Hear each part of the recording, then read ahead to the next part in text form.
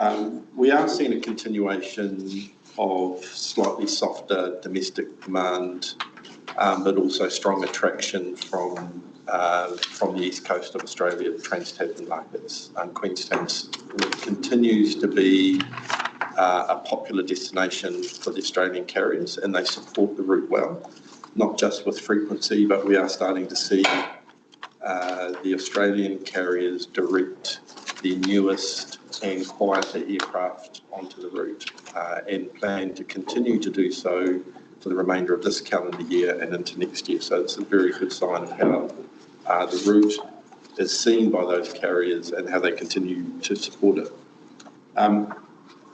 We had a strong year commercially, principally off the back of the pricing period. So the airport set a one-year pricing period with the airlines, and it was an adjunct between the previous pricing period and going into the one that we're currently in now that has an increase, an uptick in capital. And that pricing period came off the back of quite high interest rates, and airports set their charges based on the weighted average cost of capital, and a major contributor to that, or a major input into that, is the wholesale interest rates. And they were at almost an unprecedented high when about 18 months ago we set the charges for this financial year. And that's why the revenue in this, in the financial year 25 period will probably be what we view as a bit of a high watermark, just as a combination of being at the early stages of the capital delivery plan and a very high cost of capital that then got passed on to the airline. So looking ahead, we'll see revenue start to fall, even with increased demand, just because of the pricing construct of the way that the airports are required to set charges. And we do that consistently with the Civil Aviation Act. We did have a very, very solid year with general aviation as well. And so general aviation and fixed wing movements in particular were up, and that was largely based on such a spectacular summer that we had here. So a lot of the general aviation movements are weather dependent. And the operators reflected back to us that in January they flew from 30 out of 31 days just simply because of the weather. So they enjoyed a very strong summer, and that's reflected in the increased movements. So there's a lot of seasonality, obviously, with the general aviation operators, and summer is their peak season. And they were well supported also by the increase in Trans-Tasman numbers that flew through into their operation as well. From a capital delivery, we are at the very cusp of transitioning into a heavier capital forecast going forward. So in the FY25 year, we delivered just over $33 million of capital, with about another 10 to 15 committed during the financial period. And that's forecast to increase during the FY26 period as part of the rollout of the development plan. So that was probably one of the bigger years for us in recent times of capital delivery, and some of the projects that were delivered in that period, in particular, was the EMAS project, which if you sort of look on the screen, you can just see that there. And the airport was very proud of that project, largely because it was the first project that was done in this part of the world. And it was one of the very few EMAS projects that was done while keeping the operation and the runway live. So often when these projects are delivered, and then we'll shut down the runway and then open it at the end of the project. So the team that delivered the EMAS project did it at the same time as keeping the operation and the runway operational. So it was a very complex project, but it got delivered on time, and it got delivered in budget as well. So that sets us up nicely as we head into this next period of capital delivery, and there is an amount of work in progress at the moment. That's all I'd like to highlight. Sarah, I know that the team have done a huge amount of work in the sustainability space, so if you want a couple of comments on that, and then we can take some questions. Sure. So we had a presentation yesterday to the Climate Reference Group, and we're sharing the pack that we provided. So if anyone's interested, that's got a bit more of a fulsome update, but we will be producing the standalone sustainability report at the end of the year in November or December, just depending on our board approval cycles. But I guess the highlights are that we've maintained our airport carbon accreditation level 4+ for this year, and we're targeting level 5, which will probably take us another 2 years, primarily because that's based on the amount that you need to reduce your scope 1 and scope 2 emissions from baseline to 90%. So that's what we're targeting, and we're anticipating that will happen in 2027. We've also, there's been a big focus on electrification, so we're doing a piece of work in this, one of the capital projects that Todd referred to for this financial year is a grid scale battery, and that's largely to support, well, I think you might recall a couple of years ago, we made the decision that for load shedding we would no longer turn on the generators at peak demand periods because of our commitment to decarbonisation. However, where we've got to now is that that sometime is going to be required for us to do our bit in load shedding and supporting the region in its most intense peak periods. So the grid scale battery, we've done a piece of work and it's been co-funded with ECA to do load shedding that way. And so an electrification of that process. So that's one of our sort of key sustainability initiatives for FY26, and in FY25, decommissioning the diesel boiler was our biggest success in terms of the decarbonisation of the terminal operations. I guess where we've got to in the way that we're positioning it is we're really proud of the work that we've done and what we've achieved. We're working closely with the DMP and in step with the RTOs, but we're really conscious of the fact that what we've been able to achieve is a focus on 5% of the emissions that are enabled by the airport, and the next stage that we need to look to is the role that we can play in supporting and influencing decarbonisation across the district.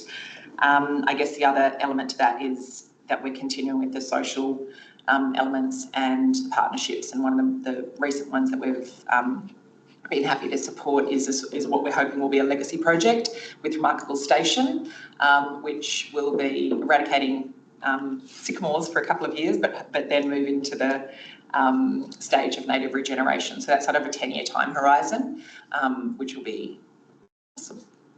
So yeah, that's about it.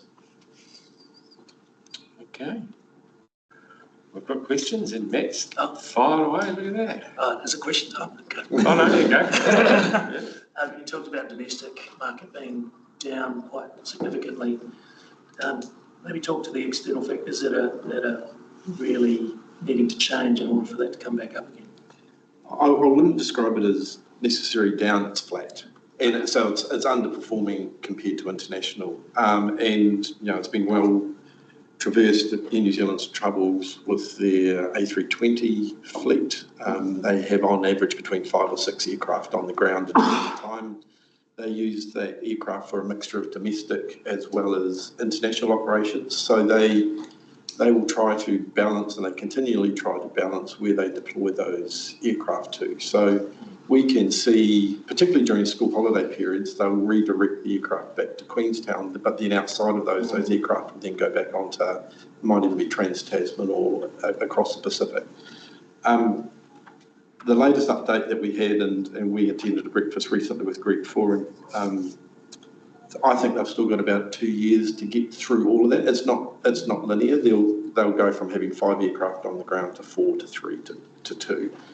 But at the moment they are having to, they are underserving the route based on aircraft availability. And so I think it'll probably be 12 to 18 months before we see domestic come back to the levels. And it's more so that the capacity can come into the market to make the airfares more competitive and more attractive as well. To counter that, we do know that Jetstar are making some decisions around the aircraft deployment. Jetstar recently shut down Jetstar Asia, and so they are in the middle of redeploying those aircraft from the Asian base back into the Australasian market. Now, I imagine that the Australian market will consume the bulk of those aircraft just because the Australian market is so much bigger and so much stronger than the New Zealand aviation market. But we are expecting, from a New Zealand aviation perspective, 1 or 2 of those aircraft of Jetstar's to be redeployed somewhere in New Zealand to do either a mixture of domestic or international flight. In terms of revenue growth, then, do you think some of those slots will be taken up by Jetstar and less so in New Zealand in the next year or two? That would be my hunch. I think Jetstar have been very opportunistic and quite aggressive off the back of Air New Zealand's difficulties, and we've seen Qantas in particular be very strong, Trans-Tasman, about stepping in where Air New Zealand have left spaces in the market, and they've filled those, and they've gained a lot of market share in New Zealand as well as Queenstown. Yeah. It's good news for the customer, I suppose. Well, it's increased choice, absolutely. Yeah.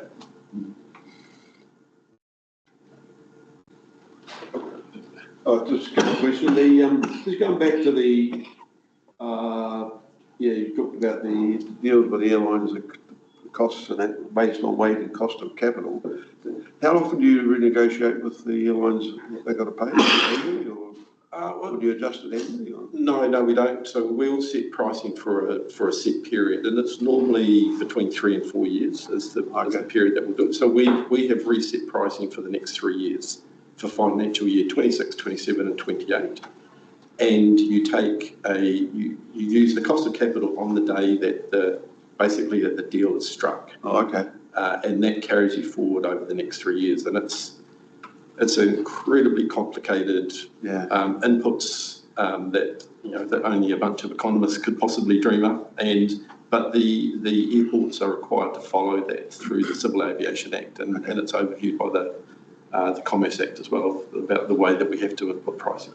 Another quick on money. I noticed in somewhere you talk about you deal with 4 banks. One of them's the Bank of China or something. What do you do with them? So I'm not going to try to step into Andrew's shoes about the CFO, but we have lending lines through 4 banks that provide all of our lending, and the reason we do that is to make sure that we spread our lending across the market so that we can secure the best interest rates and the best deals, and it provides a bit of competitive tension for all the banks. So we don't have all our lending with one bank. No. And we've got them, all 4 have committed to the sustainability linked loans, so we deal with the Auckland tech. Private planes, so that's a bit down, the numbers of them, but that's just private jets. Private jets, sorry, hard to predict how many want to come here. Is it they're down because you haven't got enough space for them, or is it down because there's not enough coming?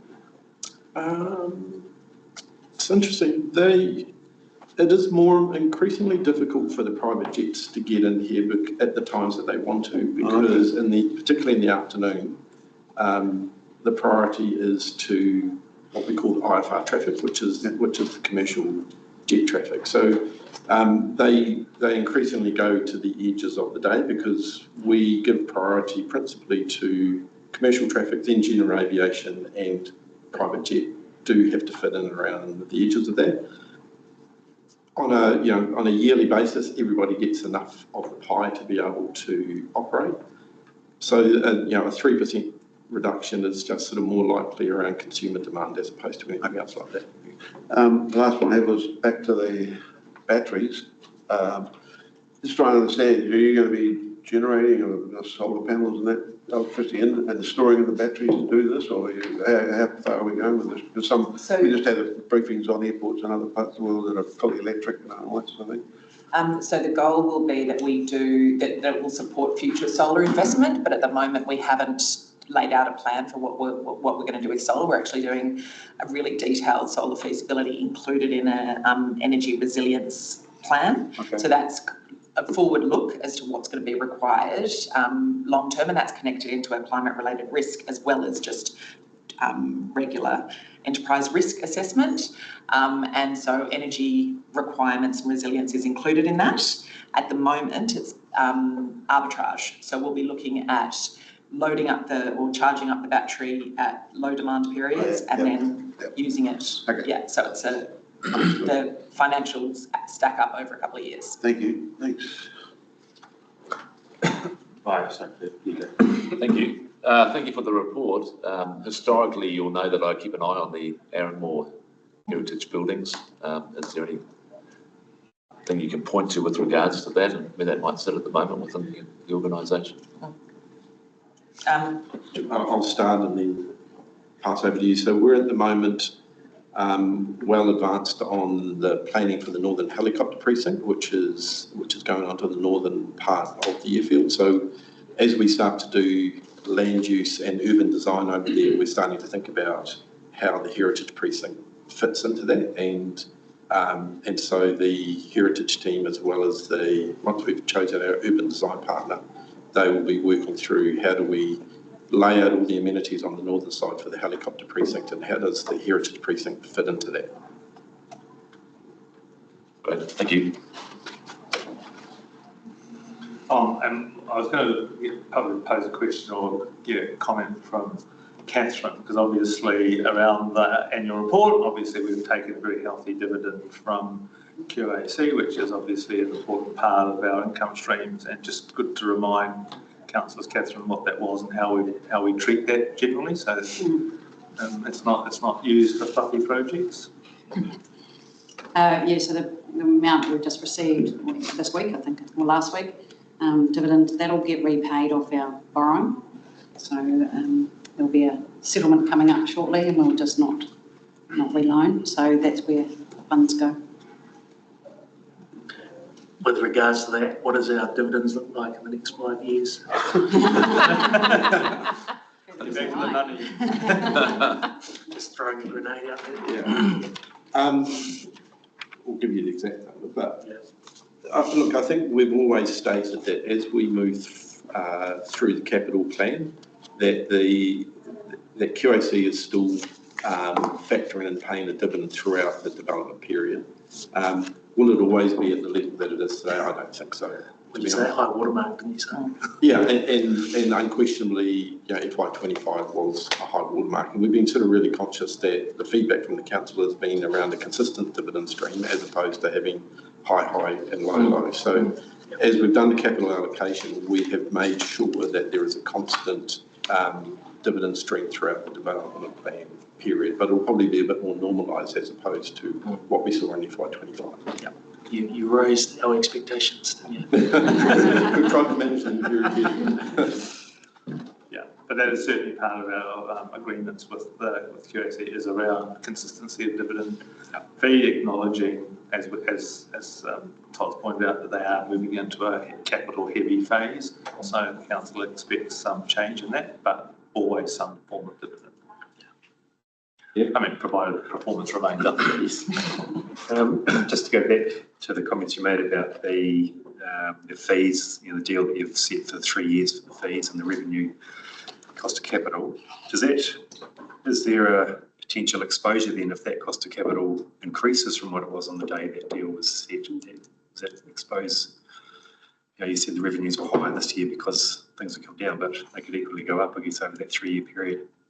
Is that affected? It's potentially true, and there's potentially, so there is upside risk and there is also downside risk as well. So you can, throughout the 3 years is the risk that if interest rates go up, then the cost of borrowing goes up, but also if interest rates go down, then the cost of borrowing is reduced also. The way that the deals are often struck is that interest rates are a major contributor to it, but there's a lot of other inputs into the WACC construct. And it's really designed to protect both parties, to protect the airport as well as the airlines. So in the time that I've been involved with negotiating airport pricing, both from an airport perspective and in a previous life from an airline perspective, the costing methodology and the model is really, really robust, and very rarely has it resulted in either one party being exposed to excessive risk. Okay, good. Thank you. Nikki? Thanks. Just a few questions around land and the staging, and so just maybe starting with that staging we were talking about, because there's notes in the annual plan that we're moving here with terminal and airfield and landside infrastructure and utilities. I should have been following AFRC more closely. I'm not sure if you've checked in with them ahead of sort of gateway decisions, but could you just explain how you're handling the staging of these things and checking in with us along the way? Sorry, the staging of the capital plan and the delivery plan? Correct, yep. Okay, so what we have is we're establishing through our board, the board governance process, and my understanding is also is that through the AFRC that there's a QAC to council AFRC process, and that so as the capital plan is continuing to be delivered based on what QAC has stated in their capital forecast, the QAC will be coming back to QLDC. How regular are those sessions? 6 months. I understand that. I just wanted some more detail around that. So I understand what the plan is. I just, you haven't actually, haven't seen a sort of a staging plan where you've gone, okay, we're going to need to check in at these points. This is the first stage, this is the second stage, this is the third stage. These are the costs. Do we have a staging plan or not? Well, we have a very high level staging plan, but at the moment, Nikki, that is still getting, what we deal with is we have a development plan for the next 3 years, and we specifically focus on the next 3 years because that's what's covered in the pricing period. And so we work in terms of, we have permissions from our customers for the next 3 years to spend capital, which we can get an aeronautical recovery on. And so the airport's focus is very much on the next 3 years of delivering the program. As we look out further afield, we will have to begin very shortly both the planning as well as the consultation with our major customers, which are the 4 airlines, as well as consultation with the border agencies around what the next stage of the development plan looks like. So while we have a very high level view of what that might be like, we are required under the Civil Aviation Act to consult very thoroughly with our major customers and with government about what the next stage of the terminal development plan looks like. And as we go through those milestones with government and with our major customers, we'll be able to share more about what those milestones look like with the council. Okay, well, it would be great to see what we do have on that front, because it's been over a year, I think, since we talked about staging and checking in, and I just haven't seen any of that. So I think it would be helpful if you could share what you've got and what would be coming, maybe. But I can put that in more of a written request. On the Northern Land and the Wanaka Land, there's not much in there, and we're obviously doing consultation on the Wanaka master plan at the moment, or the lead up to that, and we've had some questions around intentions for QAC's intentions around general aviation and so on, and I guess they've posed the question that, is there a longer term, we've got a 10-year master plan sort of project, but there must be a longer term strategic vision that the airport has, and presumably Wanaka might be involved in that because you've got land over there. Could you explain a little bit more around that, just to help us out with that process, given questions being asked? With respect to anything longer than the 10-year master plan, Nikki, is that the question? Well, yeah, just intentions for the use of the Wanaka land, and even, development of that airport from QAC's perspective, in terms of what you might have in a strategic plan that sits in the background that we might not have seen. So I just want to be clear, we don't have a strategic plan that's in the background. No planning beyond the 10-year plan we've got in front of us. That's correct. Okay. Yeah, I just want to reiterate, we sort of look out over the next 10 years around, particularly with respect to Queenstown. Our planning is very much focused on the delivery of the development plan that we have agreed through the master plan. We have socialised that broadly with our airline customers, and there is broad support, albeit we are required to continue to consult in detail around the allocation of capital that they pay for. We have socialised the 10-year master plan with our general aviation community about the relocation and the ongoing support of the general aviation community at Queenstown Airport, and they are supportive directionally of the direction that we're going in, as well as the regulator CAA, to address the layout of the airfield and to improve aeronautical safety at the airfield. That is 100% our priority, to deliver that over the next 6 or 7 years and to deliver on the master plan. Okay. Yeah, sorry, I'm not, there's no answers there that I was sort of looking for. So, look, final one would probably be just around the wastewater. So we've just had a note today in one of our documents that there's no land available for wastewater disposal at the airfield. And that's clearly been talked through. But I'm just in terms of, you know, safety is a big part of this, and it's mentioned in the document. In terms of the other options on our long list, which would be wetland down at the Delta and obviously a sort of an overland flow direct discharge to water. What are your thoughts on those? Have they been run past you, and have you got anything to give us? Just aware that your thoughts matter, given that the options all sort of affect the airport in one way or another. Nikki, I think we've been really consistent. You know, this is a matter for council. Our interest is with any of our neighbours, anything that attracts any sort of wildlife, whether it be QLDC land, whether it be any one of our neighbours, we will be very active on behalf of the airlines and the aviation system to prevent that from happening.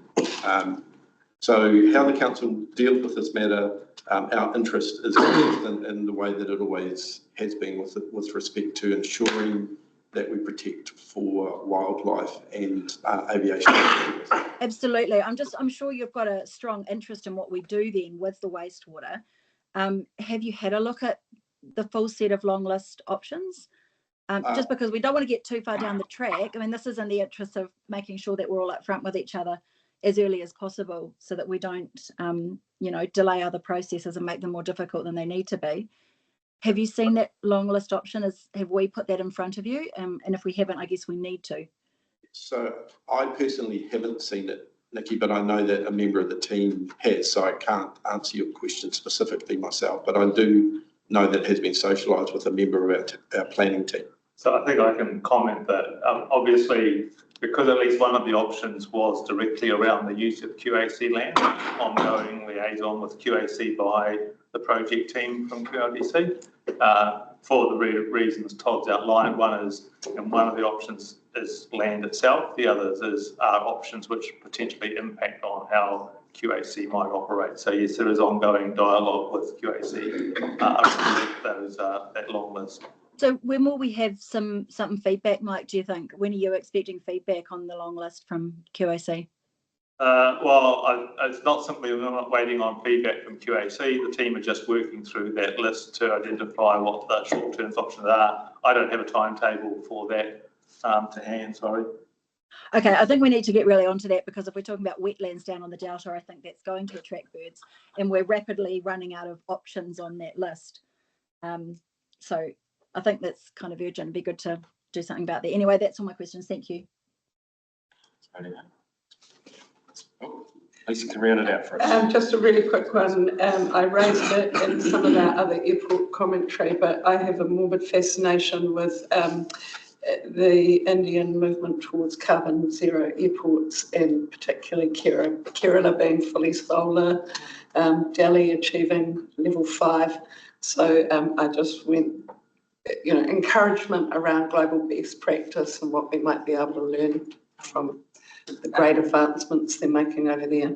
There's a Airport Council International Airports Day in Auckland middle of this month that I'm going to have the benefit of going to and hearing some stories of what's happening from other airports. So yeah, we've got some strong advantages in our region that can help us to decarbonise. Because there's big leaps being made so quickly, right? Yeah, but no, thank you. Tiny nudge, higher budgets, but yeah. And higher visitor numbers, but there we go. Thanks, Steve. Thank you. Thank you. Thanks for having us the other night too. Thank you very much for coming. Great. There was a good photo of you on the cake. Sorry? There was a good photo of you on the cake that we got to see. Oh, try the cake. Oh, I did. It was delicious. I had 2 helpings. You did Max I then. would. Thanks, Pete. I had yours, Matt. Okay.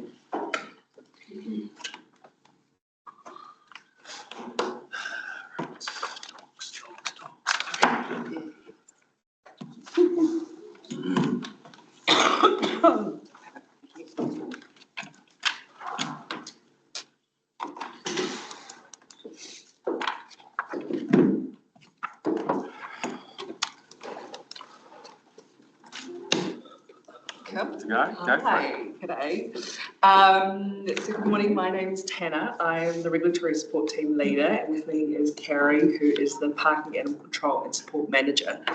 Today we'll be presenting an overview of the animal control space for the previous financial year. I just want to acknowledge with the presentation that there's slide number 5 that was incorrectly categorised or added, but Carrie will speak to that further. Cool. Right.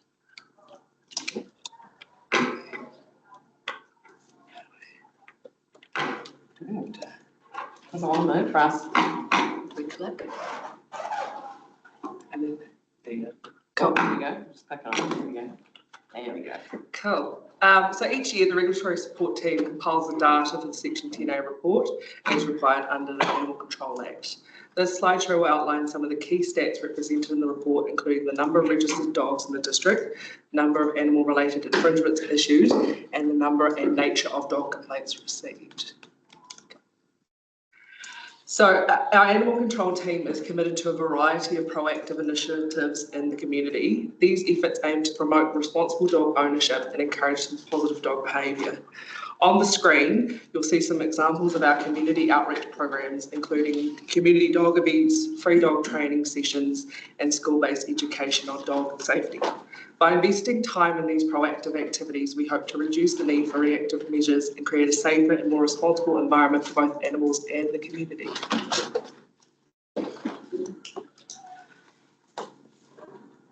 So on the next slide, we have some interesting statistics over the past year. So we have rehomed 2 dogs. We have had 3 educational school events, 2 community event days, 2 free dog training days, and we've loaned 40 bark collars, and we received over 982 animal requests from members of the community. This is the slide that Tanner was talking about that was incorrectly added into the slide. So we can disregard this got replaced with the slide 2 further back, which was explaining all the proactive work that we've been doing in the animal control space.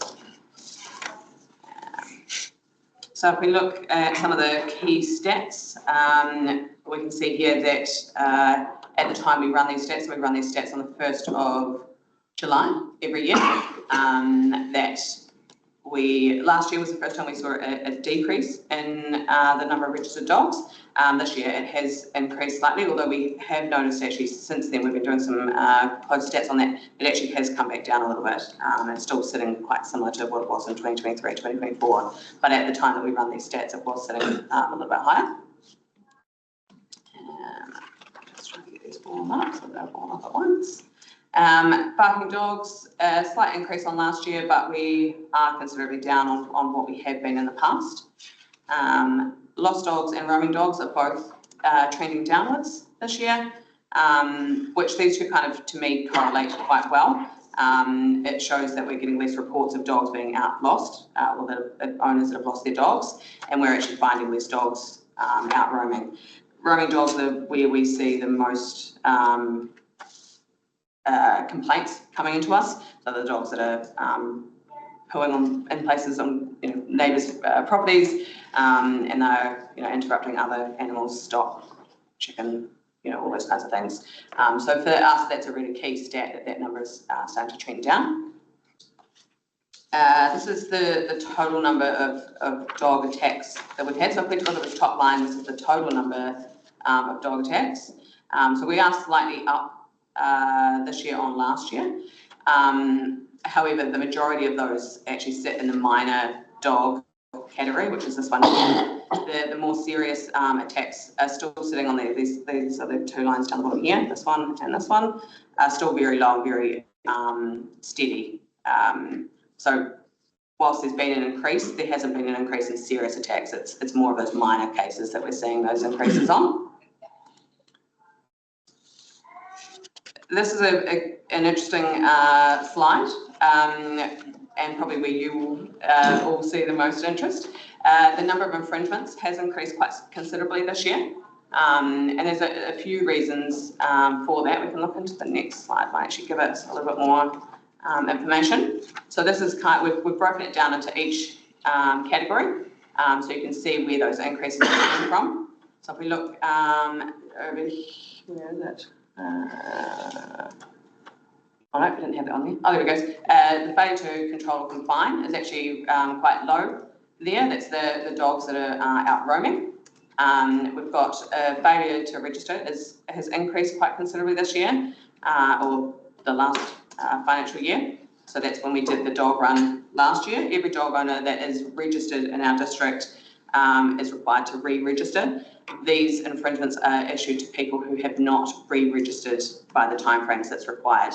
The majority of these, we engage with the dog owners, and if they have made that payment quite close to that timeframe, we may withdraw these just in line with our enforcement strategy of education through to enforcement. So whilst we do issue quite a few in this space, they can reduce once we have that engagement with the community. This is probably the area we have, this area and the microchips. Microchips is a legal requirement to have your dog microchipped. Last year we didn't issue any, we just noticed that there was a bit more compliance last year. We've noticed the year prior, we noticed there was a little bit more compliance coming in, so we've actually just taken a little bit of a harder line and tried to get that back on track, which is why there's a few more issues there. This area is where failure to control, so it's not where the dog's got off the property, it's where the dog is out with the owner, and there has been an incident that has occurred, and we've needed to take some enforcement action.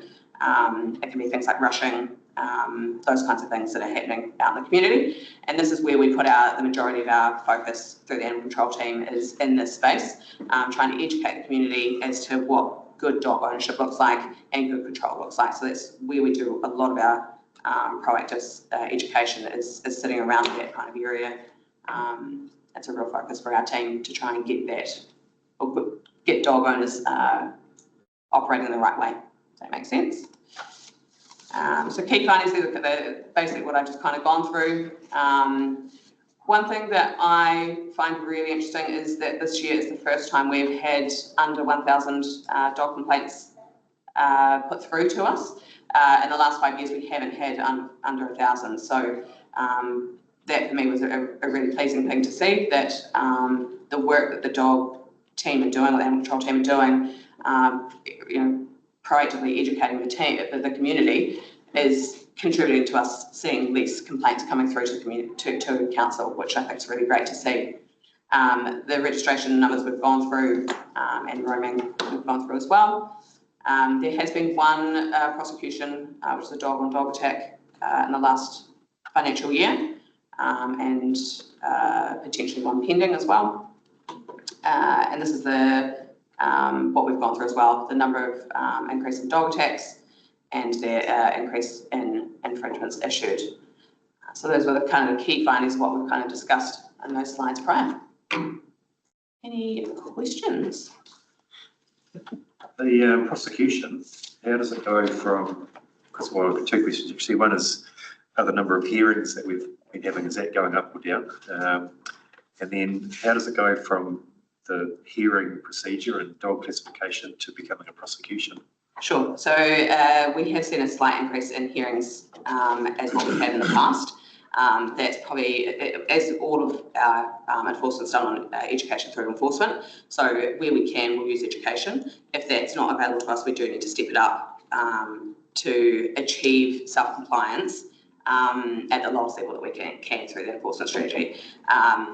Where we aren't able to use that education phase, we will step it up to and when there's serious cases, and there has been a serious attack on a person or a dog, that's where we need to put a classification in place to protect the community. Yeah. So that's a control that we can put in place to ensure that our community is safe moving forward. And if we believe that the issue can be controlled or fixed by that control, then that's something that our team will look to do. Of course, when you classify a dog, every dog owner has the ability to object to that classification, and that is why we're just seeing an increase in those, is that every dog owner has a right to have that objection heard. Where it steps up to a prosecution is where it's we don't believe that those controls put on a dog will suffice. So it is a next level up that needs a further enforcement step. So can it go straight to that, or do they have to have a classification first? No, it can go straight to prosecution. If it's a very serious case, it can go straight to prosecution. Okay. Yeah. And the other question, I did have a few, maybe one more, sorry. A thing that has come up in a couple of the hearings was that the owners were requesting the information about how the classification was arrived at, but they weren't able to get that information until they asked for a hearing. Yeah, so is there any way around that? It can be really tricky. Sometimes if there's a prosecution being considered as well, we have to be very careful what information can be disclosed. Right. When we can, we will give that information as soon as we can, but it's a tricky legal process that has to be kind of followed through the normal processes, unfortunately. Okay. So certainly because I've been involved in 2 or 3 of those hearings this year, so it's been an eye opener for me. Yeah. And thanks for all your support through that process. No worries. Yeah, Fergus and back then. Yeah, just through the chair, thank you for your work. We just see on some of those graphs increases, and I just note with community event days, are you seeing an increase in the number of dog owners and community people going to these event days to take advantage of?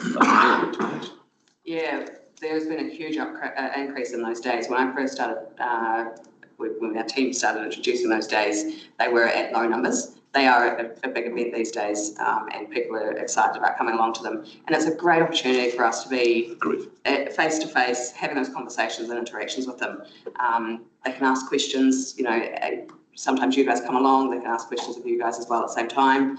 So for me, it's really valuable to have that time in front of those people, and the community love them. They find it really valuable to come along and actually get us to themselves to actually have a conversation. Yeah, it's good. It's encouraging that we're seeing more of the community take advantage of those days. Thank you. Thank you. I remember a year or 2 ago, there was a discussion about pounds, and there was a lack of resource in pounds in Wanaka. Is only one place now? No, we've got pound in both areas. We've got one. Yeah, we've got a pound in both locations. So I'm just wondering, with the reduction in impoundments from 60 to 44, is that a trend you're seeing? And in which case, the allocation for resources, is that shifting to somewhere else, or is it still needed? Still needed. So we always need £2. We will always need £2. Are you talking about the resourcing for the £2? Or yes, yeah. So there will always be a need for £2. It's just too far to have to bring animals across the hill and then try and release them as quickly as possible. The aim is to actually have as little dogs in the pound as possible. And in the first instance, where a dog was registered and we're able to make contact with a dog, and we will take them home as a first-time offence and have the education approach and have a conversation with people about how they can contain their dogs better in their property. So that's the least amount of dogs that come into a pound is actually a better thing for us. We think it's actually the better way of going. When they do need to be impounded, we haven't got the registration details or the contact details, we can't get a hold of them. We do need to, or it's a second time offence, we do need to take them to the pound. Generally, they're there very quickly and they can be returned home quite quickly, but there will always be a need, and there's a requirement under the Act for us to be able to impound dogs. And we need to be able to have that on both sides of the hill for the quickness of getting those dogs home. How do our numbers, because obviously we've gone down, we're under 1,000. I was one of those people that did make a complaint this year from a dog, but anyway, how do we compare to other regions in terms of per population, or however you might compare it, or do you not look at those stats? Generally, I'll look at them I haven't looked at them specifically at this moment. But in general, I think if I could look at an overall arch of what we've got, we do have a low number of complaints, but our issues are very different in this area as well. If I look to the likes of Auckland, who have got a very serious issue with very aggressive dogs being out roaming all day, every day, the majority of their complaints will be around that area. Yeah. We don't have that kind of issue here, although generally those kinds of dogs in this district. Yeah. We are a little bit privileged in that space that we generally have collies, labs, pet dogs that people love and want back home again. Yeah. So every area has their own bespoke issues. Yeah. Okay, thank you. We heard a lot recently about pin-down drops, and I know it's the responsibility of the landowner, not us, but a lot of the sentiment that came through to us was, given the dog registration has all of these, where there could be a service uplift in the respect of notifying people of those. Is that something that's been socialised and worked through with you guys? And if you wanted to give me an update. Great question. It has been discussed in depth, and positive note is that there is going to be in our next scuttlebutt, if you haven't got that signed up to that, you should, it's great, the ability to sign up to when council does Pindone drops, Right. so that dog owners can get that notification. We can't use the dog registration contacts for any other purpose than dog registration. So legally, we aren't allowed to just email all of those dog owners when that's coming out. They have to sign up to that service. But there will be that ability, and I think it's there now to be to sign up to that and be notified of it. Our team are really proactive when we hear about those drops as well. We tend to go out and spend a bit of time in those areas trying to educate dog owners that there is a drop there where we can as well. How do people sign up for it again, sorry? There's a scuttlebutt in our scuttlebutt. You can sign up to our scuttlebutt, but it will also be on the website. Oh yeah, so they just have to sign up for scuttlebutt and it'll be in if that, they're already but on it's not a scuttlebutt. separate, it's not like one of those code. It is separate. So similar sign up to like when you get your rubbish bins. Oh, Those okay. very All similar. right, So it'll be on our website. But I can send you the link. If you can send it to me, that'd be great, because I think that'd be awesome to be able to kind of pass on to people. Agreed. Yeah. Okay. Cool. Just remind me, how big's your team? How big is the team? So we've got 3 animal control officers, 2 based in Queenstown, 1 in Wanaka. We've got one administration person that's spread across a number of regulatory areas, and then there's myself, who's the regulatory animal So the control 3 full-time? Okay. 3. One of the comments about the Act, it was good to hear that a lot of cool people turning up them, but once again, like a lot of things, it's usually all the good people that are turning up. I suppose that you can't do much about that. But. Yeah, the good thing is that when we have when we've got issues in the community, our team still have that educational approach when they're engaging with people who are not the good dog owners. They still have that opportunity through a different means to have that conversation. So we're still able to have those conversations with the people who aren't acting appropriately as well. The overhead of doing these activities, it's all cost effective, you reckon?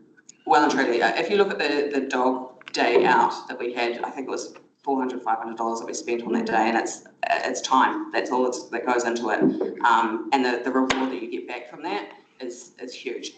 So the failure to register is not driven by the cost increase. You think people stuff like I won't do it? Does that you get much response like that or not? I think there's been some financial pressure in the community recently over the last few years, and I think that adds to it. But essentially, whether they pay up front or whether they get an infringement, they're going to have to pay for their registration regardless. Yeah, so the aim is to try and get people paying that as early as possible. I put it in the right account number 2, I found out. Did you pay someone else's dog? Are you one of those infringers, are you, Lyle? It's not just dogs. Come along to the cocktail, we'll get a nice drink. I was missing a microchip, so I'm on one of those stats. So we're all on the stats somewhere, whether we're reporters or the... Okay. I know there's discussions about dogs, but cats, microchipping, is there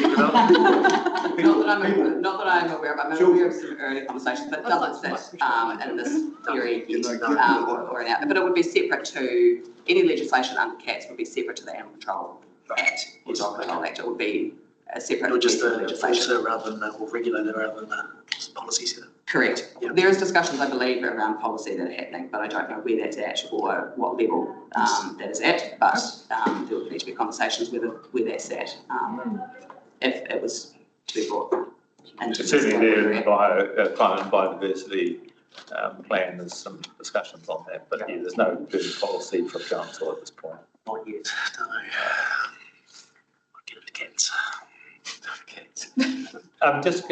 Kerry, going back to Laura's point, we made some changes to the number of fees for large mobs of dogs, for working dogs. Yes. You want any comment on that, how that's gone down? Yeah, from my understanding, from what I'm hearing from the community, they're really grateful for council recognising that working dogs don't use our service as much. So they're really grateful for that cap of 3 dogs, and then the rest are free. 2 dogs. Yeah, sorry, I think of the more than 3 dogs licensed there, get myself confused. Cap of 2 dogs, and then the rest are free. So it's gone down really well for the community, and they don't use our service as much. So I was going to say, I was at the council offices and then I overheard someone say that and they're like, oh, you don't have to pay. And I'm like, oh, that's great. You know, just like, oh, what a coincidence we found out. And the working dogs have a reduced fee anyway, don't they? They do, correct. Yeah, so that's a low fee. It was actually on national radio as well, being spoken about how thankful they were for this council taking that on board, and that they were encouraging other councils to take There on was a board. timesheet though, prove how the Yeah. workers.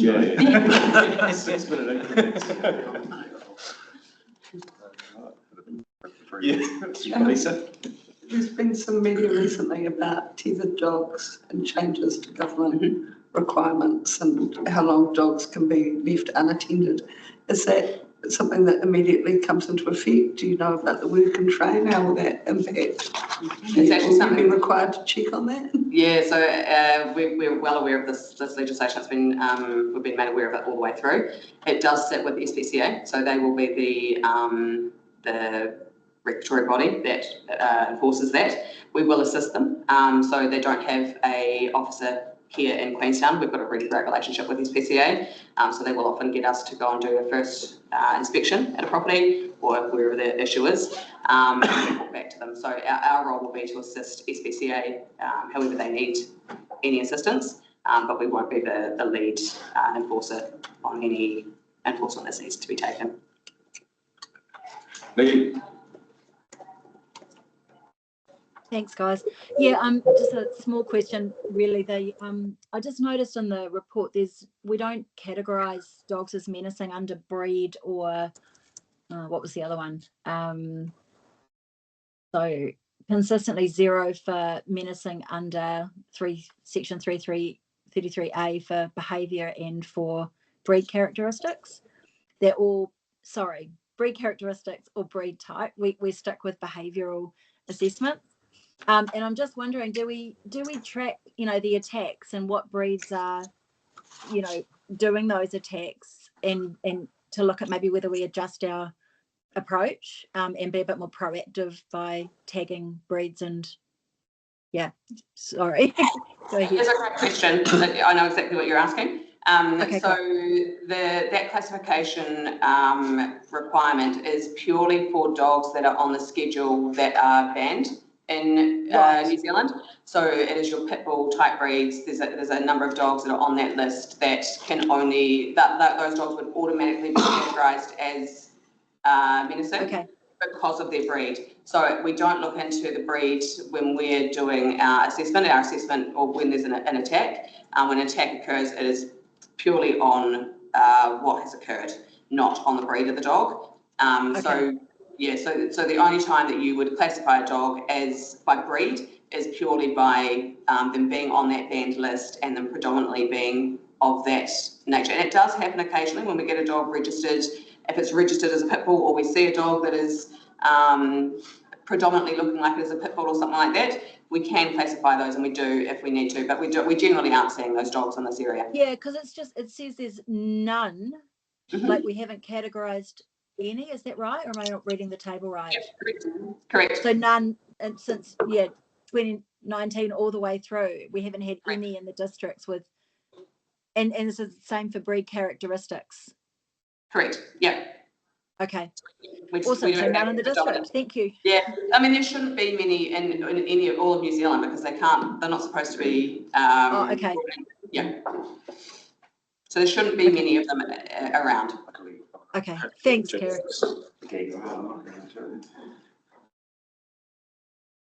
Well done, Kerry. Awesome. Yeah. Thanks, hon. Thank you. Keep up the work. Yes, this will go on the website as well, the report. Good morning. Morning. All right, let's kick us off then. So this is the June quarterly report. So that's the final quarter of the 24-5 public sector financial year, April through to June. And as per usual, as you're all used to, we come to you and provide you a bit of a quick overview of sort of highlights and other things from within the report, and then take your questions and other items. So I'll pass to Diana, who you're. That's not the. Thank you very much, and we'll be off. That's a good presentation. Yeah, no, it was good. Yeah, we're getting quicker and quicker at these. You might have to stop sharing and then, or are you good now? Are we good? Sweet. Nice one. Okay. Well, yeah, I'll pass to Diana and yeah, just let us know online if there's any issues with seeing that. Go for it, Diana. Yeah, good morning, everyone. So it's the June quarterly report that we're presenting. It has been uploaded on the website a wee bit ago, so most of you will have seen this already. Now, just following previous formats, I have a wee slide here, and we'll draw out a few highlights and challenges and give you a few notes about these. I will take a brief pause after each point in case there's any questions, and at the end of the presentation, there'll be time for discussions about anything else that you would like to say. All right, let's dive right in. So we'll start with the highlights. The water request for service seen on page 13 in your report. So the target has been achieved, and there has been some improvement over the year as well. So we've got here 2 months this year have achieved target, and 3 months were within a 5% margin, which is better than last year, where most of the results were around the 80% percentile. So great work being done here. For the parks request for services, they have consistently exceeded the target, which is great, despite high request numbers. Just to give you an idea, this year we received approximately 150 more compared to last year. So there's definitely an increase in requests, yet they're still achieving their target, which is great. With the freedom camping request for service, now this is, as you know, the first year that we're measuring this specific KPI. They have achieved their target all across. There was only a couple in the year that were delayed over that time frame. Just to give you an idea of scale here, there was a total of 214 general requests and 365 requests for enforcement over the year, with the majority being in February and May. So we're the highest months. Obviously, without the freedom camping bylaw, there was an increase in inquiries. The next point we have is customer calls. And as you know, last year the team struggled with this KPI, but they have really turned a corner there. And since August, every month the target has been achieved. And several of these months have been over 90%, which is amazing for that team. With complaints, now to give you an idea of scale here, we had a total of 73 complaints this year, which is the same as last year. And most months that target has been achieved as well. So that's a good one there. We're moving on to challenges. With the water consumption, now even though the target was missed, it is close to the target. We've only missed it by 2.5%, and overall it is better than last year. Now here we need to note that the estimation of visitor numbers can have an effect. The proper numbers usually aren't ready by the time we publish the report, so we estimate based on last year's number. Something to bear in mind. The roading RFS is another challenge here. However, that has significantly improved compared to last year, since there's been some resource added at the beginning of the financial year. So they're lying very close to target now. Next one on the list, we have the active participants. So this is our gyms, pools, events, those things. They have shown a growth in actual numbers. However, as this is calculated as per 1,000 residents, this is slightly differently reflected, and the target has been missed by 8%, but we have to note that participation has grown in real numbers. Moving on to food inspections. Now that's been a real challenge for some time, and the annual and quarterly results reflect that. The team really struggled with reduced resources and growing workload. As a comparison, so as of June, we have a total of 771 food operators, which is 74 more compared to last year this time. The team is now fully staffed and improvements are expected over the next 6 months as staff has been trained up. All right, and the last one on my list here is resource consents. Now, even though it's in the challenge section, the annual result they produced is the best in the past 9 years.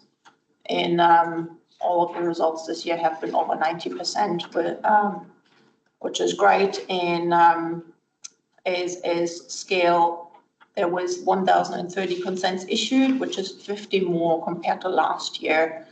And performance has been improving in that space. Right, that is my list of highlights and challenges. A couple more things I want to note. In the key priorities, you may notice there's a few projects that are now completed. We've got the events policy and annual plan completed in June, which is dropped off in reporting. And once we get to July, you'll notice the climate and biodiversity plan and the welcoming plan also completed, so they'll drop off and will be reported in other channels. And we do have some new projects starting soon as well. So starting from the August report, we're going to be adding progress on the Wanaka waste facilities and the Rockabilly Gully erosion protection. So those projects already exist, it's just the time at which they'll begin reporting through the monthly and quarterly report. Perfect. In June, you also have that section about consent compliance, which we agreed to include every 6 months. So that's in there as well. Does anyone have any questions? For me. Thank you. Food inspections has obviously always been something that's been highlighted every one of these reports.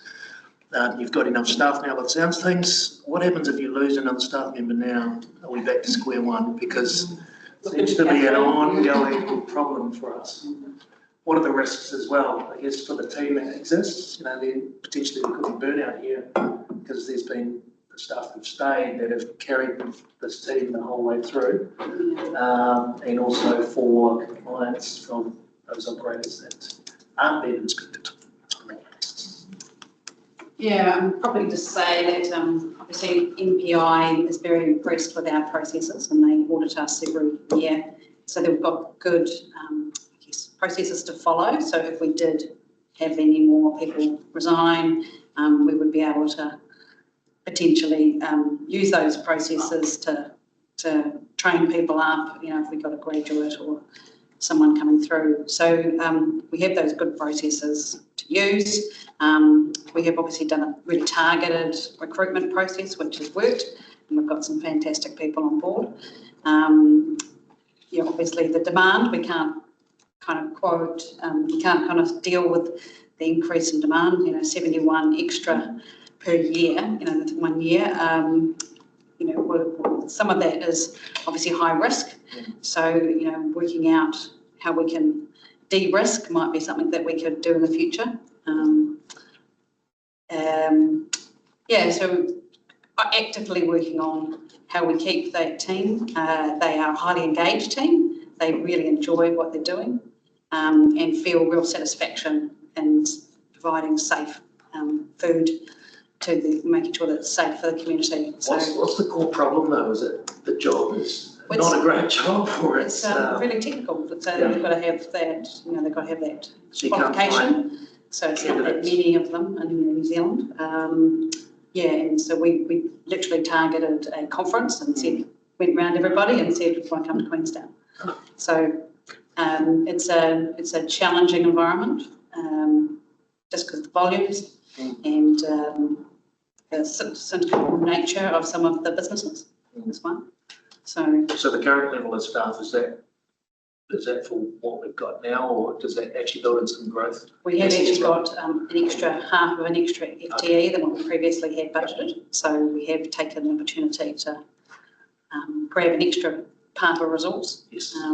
Yeah, so hopefully that builds in some capacity. Forward to the next quarter report. Yeah.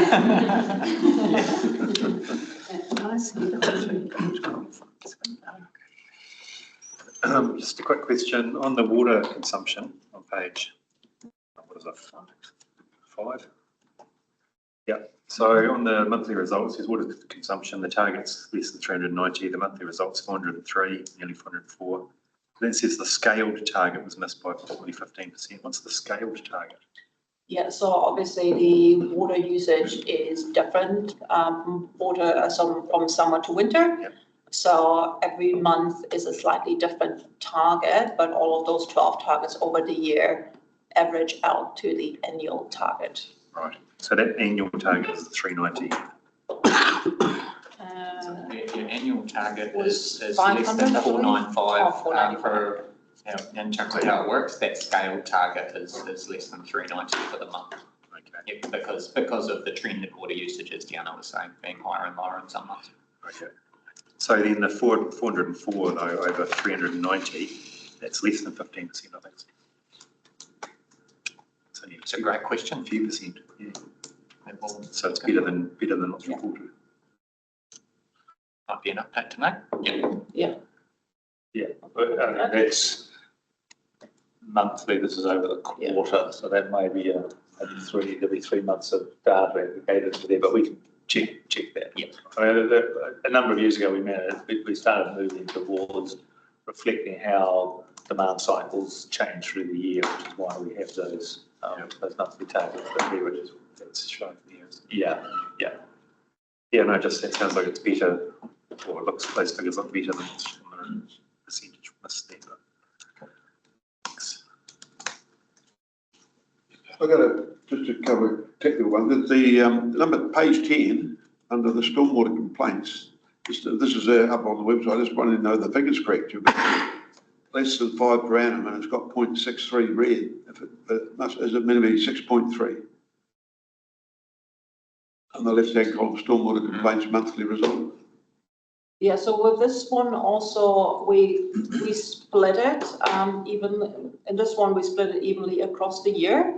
So it's 5 per year, and we've set a target at 0.4 each month. Yeah. Oh, okay, right. Just to give us an idea where it's met. So you can see it at the table at the top, that's the monthly result. So you can see the target being evenly at 0.4, whilst the bottom table is the accumulative one, how it goes up, up to 5. On page 12 then, the waste to landfill, I mean, the target's less than 4,083 tonne. You've got in green there 4,200 tonne. Should that be red or is that correct? That's a year-to-date. Oh, That appears like a more obvious error. Okay. it does appear like an error, yes. Okay. I don't want to presume that, but Page 13, I don't know whether the Simons can answer. We get an example what a roading RFS is? What sort of... Could be anything. So this could be requesting a sign, it could be requesting broken yellow lines. Oh, okay. Potholes? So that would be, potholes going to the contractor. Sorry, my examples would go to the in-house team. Yeah, whereas things that go down, it could be a blocked grate on a sump, Okay. pothole. Page 14, another one for the Simons, I guess. The Upper Clear Conveyance Scheme said was spent to targeted capital expenditure, and this was in June, end of June. We'd already spent 1.1 million on the Upper Clear Conveyance Scheme, did we? Man, even that the contract. The contract has been let and is just into construction now. Yeah, but the 1.1 was spent before that, was it? Correct. Design, professional services, etc. Okay, thanks. Bloody pages, somewhere. Page 47. We got Yes, sorry, also the land transaction. Oh, okay, yep. 47 pages. Yeah, that's It's 50 pages. 51, so you've got a 47. Oh, yeah, no, okay, this is one for.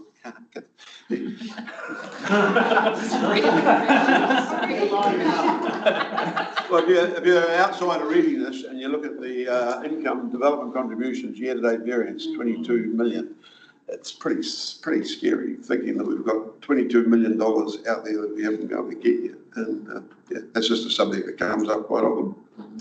So I think that, I don't know if it's a question or a commentary. So, no, but it's useful because it's one we've discussed before, and I mean, we are doing work. There's often a big lag between when we book a DC, because it's basically meet that threshold, to when a developer pays that DC, which is on 224 or 223. So Dave and his team, along with Catherine's team, are doing work to try and narrow down that gap. And partly it'll be the way we actually can recover, but it'll also be the way we record, because actually we record very early, but we often end up, because of the way the rules are, with the legislation recovering quite late. And that's where you get some, not all of that gap, but that's where you get some of that gap. So do you think that there, because I was going to bring it up as well, but I remember last time the quarter brought it up, so I was like, how much of the scope and scale of timing do you think is an ability to influence in terms of process, and how much of it do you think is actually just the legislative nuance of it? A lot of it is, and Dave might be able to add to this, a lot of it is the legislative framework. So we will, when we issue a consent and we issue a DC, we will book that as a DC, so that's the income to be received. But because of the way that for some developers, they will stretch that payment out over 2, 3, 4, 5, sometimes even up to 10 years, depending on when they finally sell, because of the way the legislation is framed, which is that settlement is on basically on subdivision or on depending on the type of construction. If it's a commercial, it's often when you issue the code of compliance certificate, because commercial, you don't know exactly what you're getting versus say a house. So there's a mixture of both, and I mean part of the review that the government was undertaking and part of the work that we're doing is, as I said, trying to narrow that delta so that what we book and what we receive, we're trying to get that much closer together. So things like you say, the government and like obviously the levies, and we talked about whether you get more upfront from the. So that's all to reduce the burden of debt that we have to cover on while we hold that, which is basically picked up by ratepayers. Well, yes, but I mean, don't forget, I mean, a lot of the DC is around contributions to growth. So arguably that's what but every piece, there is virtually no piece of infrastructure that we build that is absolutely growth. So when we have to put in new growth infrastructure, we're often changing level of service, or we're doing an element of renewal. Those are not parts of that cost captured by the DC. They're captured, they're back to the existing ratepayer base. And I think the other aspect of that around upfront payments, I think what we've got is they are more treated when we are basically negotiating with developers who want to see infrastructure put in ahead of our program. So if we've got a program to put in a pipe in 5 years' time, they say, well, we want that in 2 years because we want to get our development underway. That's when we will negotiate an upfront payment, or so they will be done through specific individual developer agreements or whatever. And we've got a program underway to look at review all our developer agreements to create a much more standardised and predictable form of development agreements, because as you can imagine, some developer agreements can be 10 to 15 years old. So we're doing a piece of work at the moment, which Catherine's team is leading, to basically look at how we manage all of those in a much more structured manner than we have been in the past. Thank you. The only other thing I'd add is vested assets as part of that equation as well. So if the developer has, given up the DC, that's coming through the vested assets when they vest it to us. So you kind of need to look at those two lines together as well. Okay. Yeah. Okay, fair. Yeah. And then you've got Nikki on one. Yeah. Hey, can I just throw out a bouquet on page 20 for those that are on the end of the telephone? Just looking at the figures that are in front of us there, 2,339 calls in the month, of which 99% of all calls were answered, with most queries addressed at first contact, and then for the quarter, 7,890 calls were made. Once again, 99% answered and addressed. I think that's fantastic. If you could pass that on to somebody, greatly appreciate it. Thank you. Thank you. Well, great effort of that team. Not easy. We're curious about the nice little breather. The timing with the work that you're doing around development contributions and the direction of government with development levies, how are you sort of managing those sort of two looming things, or have you got more insight or influence into the future reform direction? I haven't had any information since the announcement on the development levies, but we have a group of people that are highly aware of the changes, and obviously we, as Mike suggested, we are literally looking at every agreement, working out what are our obligations, what are the developers' obligations, and mapping that so that we are ready for any changes. I was going to say, will that turn into sort of a small piece of lobbying from like us as a district to help influence the further direction of that reform, or do you think it is? We've had staff involved in the CIA's working party on this, so we've been quite a regular contributor. I mean, we are obviously, as one of the highest growth councils, we have quite a lot of DCs, but we also have a lot of active developers who are wanting to always come up with bespoke arrangements, and that's again the nature of being a high growth council. Developers see opportunities faster than our capital program allows us to deliver. So it's basically working both sides of that coin, I suppose, if that's the right phraseology. Yeah. Thanks, appreciate it. Nikki? Thanks. This firstly a repeat one, land acquisition around Kingston. Have we made any progress at all on that one? Or is it done? No, it's not done, Nikki, but we have made progress with the various parties involved. So we are, I wouldn't want to jinx it, but we are getting towards the end of being able to close out those arrangements.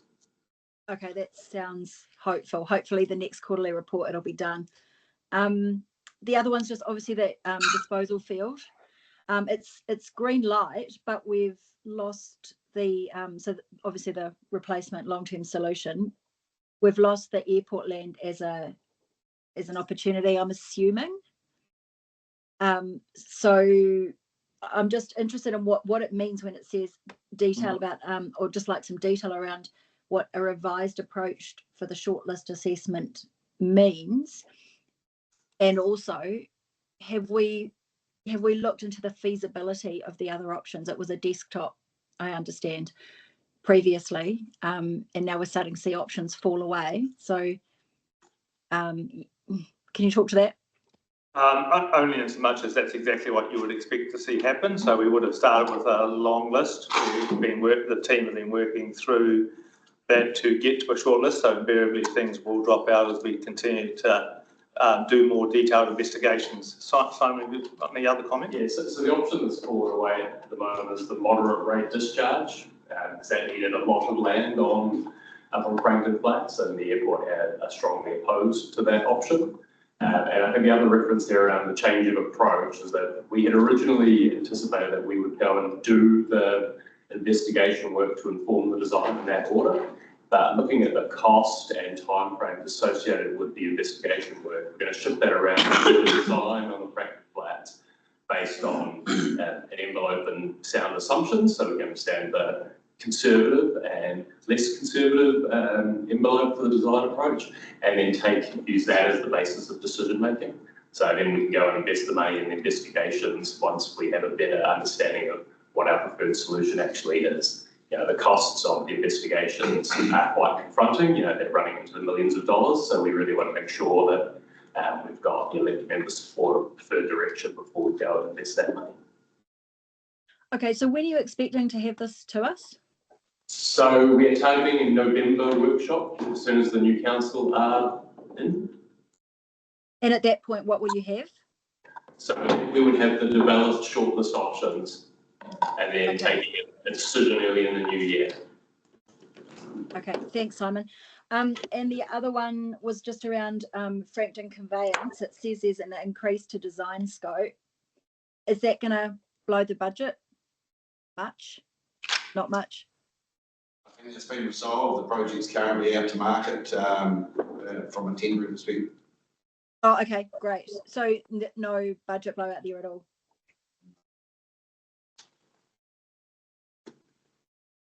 I just draw council's attention because health and safety is important, particularly if you look on page 25, our TRIFA and LIFA. So if you recall, we crept above or close to our self-imposed 9. Level of 9, we're now down at 6.67 for both the LIFA and the TRIFA. So again, our injury rates, I think, really commendable to both the organisation, but also to the contractors that work with us in terms of keeping a really good, strong focus on health and safety. So.